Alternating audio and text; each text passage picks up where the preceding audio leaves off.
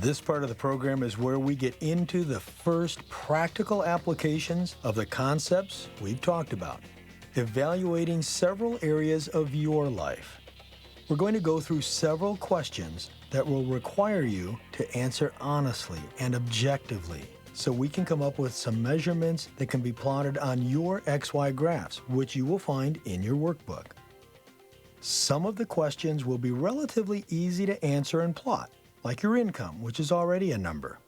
But others, like the areas of health and your personal relationships, will require some mathematical conversion.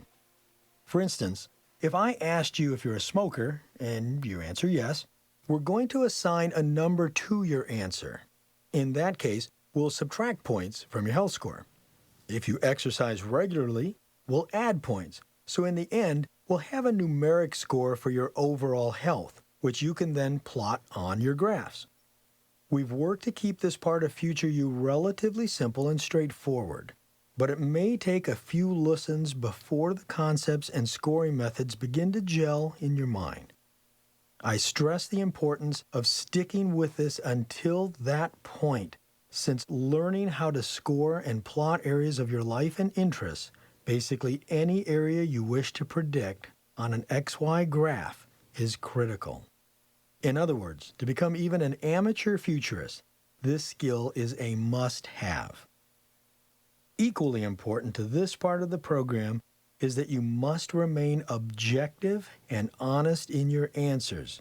You cannot get an accurate snapshot of your past and your probable future if you are not completely honest here. Again, the health example. If I ask you how many pounds overweight you are, don't guess. Don't think that just because you feel okay or that you think you're not too heavy or too thin that you are. Go online, look up your BMI or body mass index and get the right answer. This is just a for instance, but it's probably the area, that and personal relationships, where people tend to be more generous to themselves than they should be. Where their ideas about the facts are based on skewed beliefs, egos, sensitivity to certain areas of their lives will ultimately affect the outcome of the score and therefore the outcome of the prediction. And I'll warn you that in these areas, all of them, if you put the wrong information into the system and plot it on your graphs, starting with bad data will result in grossly inaccurate predictions. Remember what I said in the first part of this program, the example of being on a shooting range? If your aim at the point of origin is off just a few small degrees, the aim at the target 50 yards away or your future 5 years from now will be so far off target, it's a complete miss. So be honest, be thorough, be objective, and remember the principles outlined in the first session. The 3 P's and W of predictions, objective thinking, Newton's second law, Pascal's theories of probability and outcome. Remember the methods of finding data discussed in the second part of the program. Then move on to the practical application portion and start answering the questions. If you feel that you aren't ready to make this next step and begin applying what you've already learned, go back and re-examine the lessons and the basic building blocks of making accurate predictions. All that said, and if you're ready, it would be most helpful for you to have your workbook handy during this session, though it's not necessary on your first listen. But these concepts will make more sense if you can see them develop on paper. And it will be immensely helpful to scoring yourself in the areas of your life that we're about to review. If you're ready, let's begin with the first evaluation, income. We want to find out what your income is going to look like going forward or in the future. This is a pretty basic exercise, but we're going to do something a little different than what you think. On our XY graph, which is in your workbook, for income, you will notice that vertically we have 0 to 10. 0 is of course always 0, but 1 through 10 are there for you to add more zeros. If you're making $50,000, for instance, then you would add 4 zeros after the number 5 on the vertical axis. If you're making $500,000, you'll need to add 5 zeros. On the horizontal axis, we have today, now, in the center, with 5 years of the past to the left of center and 5 years into the future to the right of center. It's a basic timeline. Now we're going to chart the past 5 years of income. When you're calculating your annual income, include any bonuses or additional income like money earned from a side business. Do not include income from any one-time sales like selling a home or selling an extra car. It's easiest to start with your current annual income on the center of the graph. After calculating your total expected income for this year, find that number on the center of the graph and mark this with a dot or a dash. Now let's work our way backward, starting with last year and moving to the last 5 years. Put the same marker dash on the correct income line and on the corresponding year. Now, if you're struggling with finding this information, you can always reference your old W-2s or your tax submissions over the last half a decade. Most people should have this information readily available. If you need to pause this program to go gather the information that you need, please do so. Once we've completed this task, let's connect the dots. Which direction is this line going now? Is it going up? Is it going down? Is it flat? Now let's draw a line moving to the future 5 years, following the same trajectory as the previous 5 years. On average, the place this line travels and passes will be your income for the next 5 years, assuming nothing changes. Keep in mind that if you've had huge variations or anomalies in your income events, you may have to draw your line based on being in the center of all your annual marks, with the straight line ending on this year. Now that you're done with plotting your past and future income, let me ask you a question. Are you happy with what you see, or is it disturbing you? This number is not cast in concrete, mind you, but it is just the likely course or future, assuming there are no changes in your business or job, and you make no changes to what you're currently doing.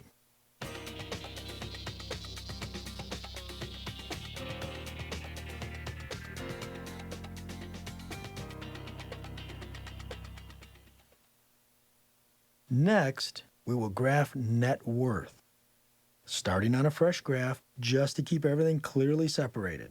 You get that in your workbook. With net worth, we need to exercise some reality. People have a tendency to overvalue many things. If you happen to have a net worth balance sheet completed, that's great. If you don't, we've included a blank one in your workbook. Let me expand on my comment about reality as far as net worth goes. Like with our health and relationships, we all have a tendency to think we're in better shape. With net worth, we overvalue what we own and we undervalue what others own. So as an example, ask someone if the drop in housing value has hit their community. Then ask them by how much or what percentage. Now ask them how it has affected the value of their own home. Chances are they will estimate that the drop in value has not hurt their home nearly at the rate of everyone else. Of course, this isn't likely accurate, nor is it objective or honest. When you start to figure out your net worth, some items are concrete, such as cash, bonds, 401k, and other such dollar value-based things. But when you're calculating the rest of your assets, be realistic. What is the real value of your home, cars, jewelry, furnishings, etc.? A good way to determine this is to either use web-based appraisal methods, such as Zillow.com for real estate, or for other assets, compare them on sites like eBay or checkcars.com for vehicle values. The web is your go-to tool here.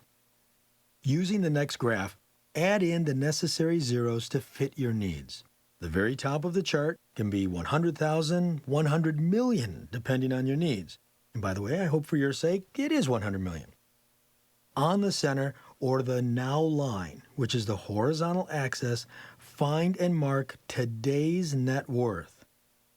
Now, just like when we did your income, let's go backwards, starting with last year, and work ourselves back to 5 years. Again, be careful to be realistic. How does it look? Again, are you happy with it? Let's draw the same type of line now as we did with our income graph, going to the right side and into the future 5 years. If nothing changes, this is your likely net worth in 5 years, your probable future you. Now, just a little note here, this is not a program about retirement. In fact, the concept of retirement is frankly something that makes no sense to me. However, assuming that you would like to retire someday, or at least have the freedom to do so, you will need to have money to live on. If you were to continue your graph out until your desired retirement year and calculated a realistic rate of return, would your net worth support your lifestyle? Would your future goals after retirement work with your projected net worth?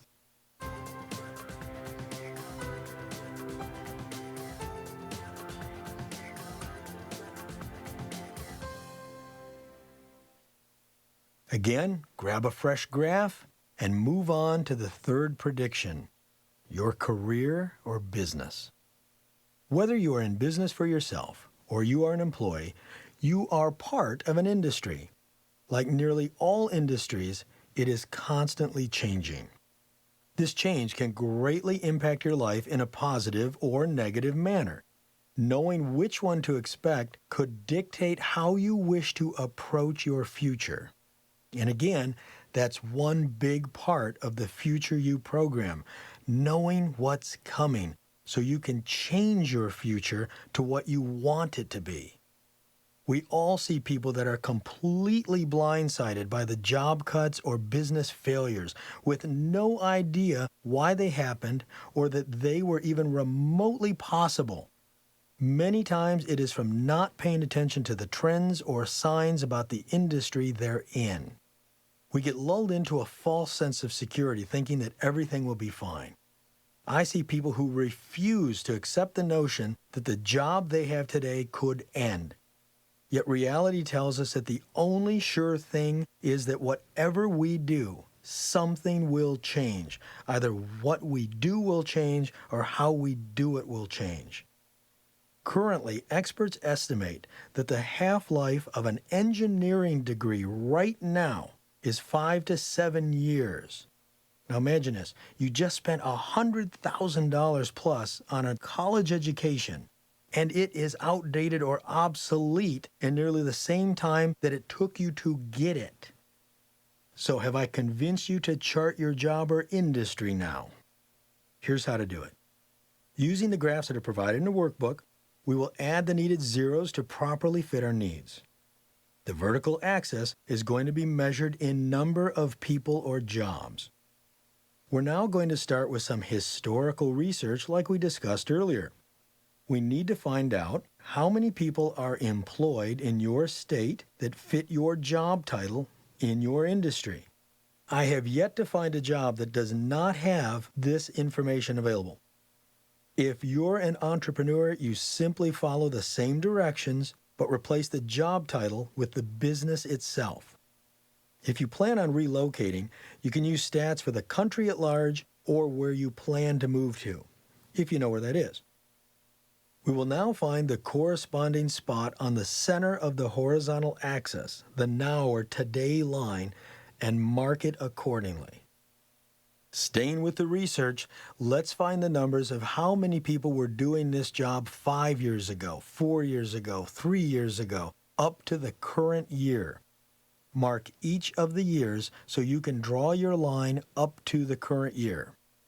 Now let's draw the line based on the trajectory of the past 5 years, moving through the next 5 years. Remember, a thing in motion tends to stay in motion. What direction is your industry moving? Is it up? Is it down? Is it flat? Is there a big growing demand for your services or products? Or does the trajectory or trend of your industry show that you might be out of a job soon? Now, I doubt any industry is flat, though it could be possible. Still, if I saw a flat line in the case of this prediction, I'd be worried. And same goes for income. Now, imagine if an appliance repair shop had performed this specific exercise several years ago. They would have learned that the market was diminishing due to low replacement costs. In other words, they would have found out that they were going to be out of work. Think about this. Who takes a VCR or a DVD player to a repair shop or a vacuum? No one does. What do? You throw it out and you buy a new one.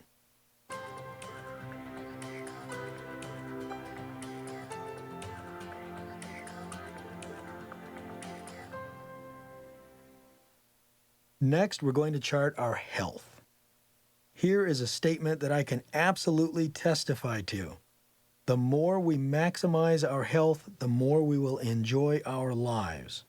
Being in the best physical fitness that you are capable of will make any goal or effort that you attempt easier.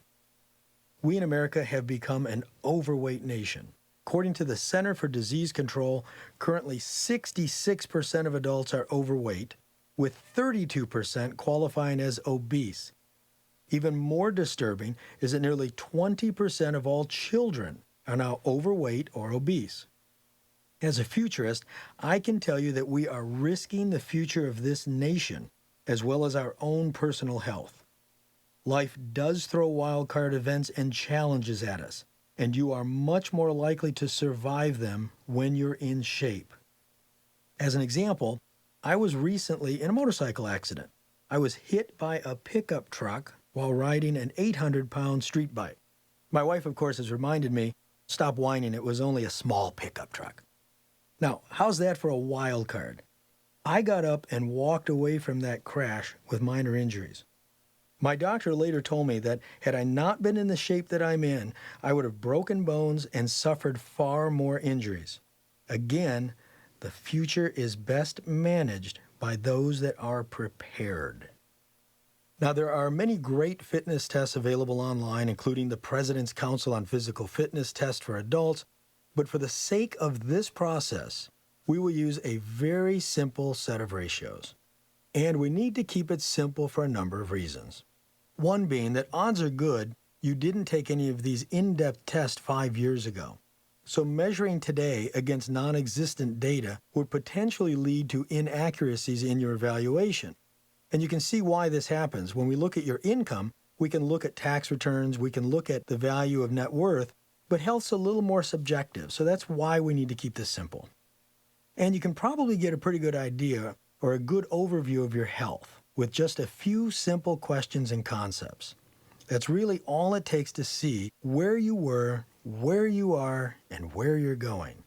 Not what you need to do to change, but the probable trajectory of your health. So, in the case of health, you will find in your workbook a specific graph for health and fitness. Notice that the horizontal axis is the same as the others, with 5 years back, right now or today in the center, and 5 years forward. But on the vertical scale, you will see that 0 is in the center with negative 200 at the bottom and 200 at the top. 0 here does not mean average or healthy. Realistically, you want to be way closer to the 200 above the 0 to be healthy. Now here's the simple calculation starting with now. How many minutes per week do you exercise currently? Now deduct the number of pounds that you are overweight from the first number. Next, deduct an additional 25 points if you smoke, and deduct another 25 points if you drink more than 7 drinks per week for women or 14 per week for men. Now find that number on the now or today point on the graph in the middle of the horizontal axis. Now do some thinking here. Start to remember how you would have answered these questions 1 year ago and work your way backward for each of the 5 years in question. You may find that it's helpful to go look up some old photos, clothing sizes, and even talk to your closest friends or family and get some of their memories or recollection. Now we have two things to look at here. First off, are you below or above the zero line? If you are below zero, you have problems. And if you are considerably below zero, I will save you some time and make a prediction for you. You're killing yourself. But the next thing we need to look at is the trend. Although our health and abilities change as we get older, exercising, controlling our weight, and not drinking and smoking are lifelong constants.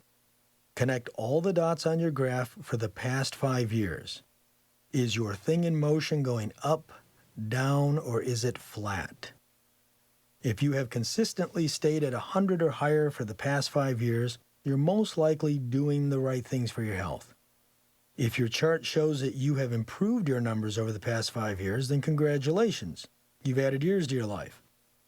Now, if you're below zero or your thing in motion is declining, you're in trouble. Regardless of where you've been, let's complete the line for the next 5 years based on the direction of the first 5. What do you see? Are you happy with it? This line gives you a pretty good view of where you will probably end up, should everything remain the same, other than your age, of course. But if your habits, those things you can directly control, remain the same, your health will continue on the same path as it has been for the last 5 years.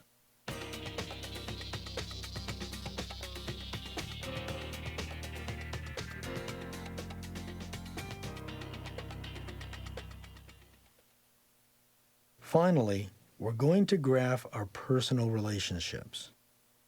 The truth is that all the money in the world is not going to make us happy if we do not have balanced lives that are focused around other people. With the unlimited technology that we now have at our fingertips, you would assume that we have more social connections and contacts with the outside world than ever. But the very technology that was intended to increase our ability to communicate is actually reducing the real human contact we have in our lives. We can look at our Facebook, MySpace, and Twitter accounts and count how many friends we have, and for some people, they number in the hundreds. Really? As a child, my mother was always saying to me, "You have many acquaintances, but few friends." Of course, as a kid, I thought she was out of touch. But, as with most advice we receive from our parents, the older we get, the better the advice. Now ask yourself these questions. How many real close friends do you have? The kind of person you can call at 3 a.m. that will get out of bed and show up if you ask them to. If you have more than 2, consider yourself above average. If you have 5 or more, consider yourself very blessed. If you don't think close friendships are important, you should reconsider. Longer life, better health, and higher income can be directly tied to the number of close friendships we have. A Duke University study shows that the average person now has 2.08 friends. That is a drop from 2.94 20 years ago. That is a disturbing trend over such a short time. The average American has lost nearly a third of their close friends. How's your relationship with your spouse or significant other? In the past 5 years, has it improved, declined, or been flat? Research shows that happily married people earn more money, live longer, and have more robust health. How much time do you spend with your family? Do you really spend time with them? A recent study shows that the average American father actually talks to their children less than 3 minutes per day. If this is you, and I'm not picking on you, because I have a teenage daughter and sometimes 3 minutes of conversation can make my hair hurt. Now on to social contacts and encounters. We as a people are spending less and less time with friends in social settings. We're spending more time working and dealing with family obligations, and these are important priorities. But guess how many hours per month the average American is spending watching TV instead of in social settings? Would you believe the average American is watching 151 hours of TV a month? That's 5 hours a day. And on top of that, the average person is spending 27 hours per month on the internet for non-business uses. That's almost another hour per day. Now go and talk to these very same people and ask them about what is preventing them from spending more time with family, social encounters, exercising, learning new skills or information. Guess what? They won't tell you it's too much TV or web. Just watching an average of 2 hours of TV per day increases your risk of obesity by 23% and your chance of becoming a diabetic by 14%. By the way, there is a direct relationship between more TV and web and less sex. Since you are listening to this program, chances are you're not average at all. An Ipso-Mendelssohn study shows that the higher someone's income is, the less TV and radio they consume. Out of all the graphs we're creating together, this will most likely be the one that takes you the longest to do. For this graph, we're going to create 2 lines. Our vertical axis will use the scale of tens, with the top number being 100. You will need to sit down and write down the following answers on your enclosed workbook materials. We will start by recording the now point and work our way back 5 years into the past. Complete the present questions first, then answer them again for each of the 5 previous years. Rate your marriage or romantic relationship on a scale of 1 to 10, 1 being very poor and probably close to ending, 10 being very passionate and happy. How many 3 a.m. in the morning friends do you really have? The ones that would show up or give you money, no questions asked. For each one, score yourself 5 points. So the average of 2 friends like that would get you 10 points. How many social encounters do you have per week? And I'm not talking about phone calls or friends you see at work. I'm talking about real encounters with friends and extended family. Dinners, lunches, social events, church or synagogue. These are the types of encounters that matter. Give yourself 5 points each for your weekly average. Here's a dicey question for you. How many times do you have sex per week? I'm assuming there's not too many children listening to this program, so I will presume it's safe to ask this. And to point out, sexual activity is directly tied to stress reduction, reducing depression, and improving cardio health and life expectancy. Sounds like a win-win if ever there was one. Give yourself 5 points for each time in an average week. How much time do you spend with your spouse and children? This is based on time communicating or focused on doing things together. Add 1 point for every hour you average per week. Finally, give yourself 1 point for every day of vacation for the year. Once you've completed the current score, you need to move backward. Start with last year, followed by 2 years ago, and so on, until you're looking at who you were 5 years ago.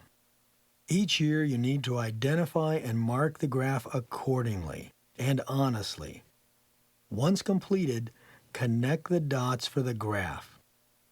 As with all future casting, honest, objective thinking and answers are vital. If you've given yourself a score in excess of 100 on any given year, you really need to rethink the self-honesty issue, or you're some kind of social superstar, or maybe you just don't have a job. Now we're going to create the second line. This one's much easier.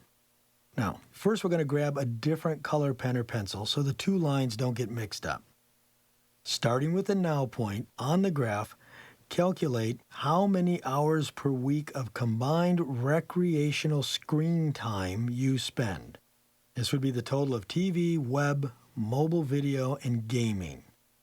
Mark the number on the appropriate spot and do the same looking back, moving from year 1 through year 5 into the past. When you've completed this, connect the dots using a different color pen or pencil than you used for the first line. We now have 2 lines here. How do they look? What direction are they going? Let's carry them out for the future 5 years. What does it look like now? Do you find any correlation between your screen time and a reduction in the score of your relationships? Worse yet, do the lines intersect? Based on what we see moving forward for the next 5 years, is it good or bad? This graph really says a lot about the quality of your life and really what you're going to be faced with in the future. You now have a snapshot of your life on nearly every level. This is what your life has looked like for the past 5 years, and based on your XY graph, you have a pretty good look at where it will be heading. Of course, life does not always stay the same, and the farther out you futurecast, the more likely that a wild card or some other event will occur, potentially changing your course forever. You can hold on to the life you're leading now and wait for the unknown events or wild cards of life to happen and take you by surprise, or you can seize control of your life, proactively forecasting what kind of future you could live. Then design that life and start living it. That's where we'll start in the next session.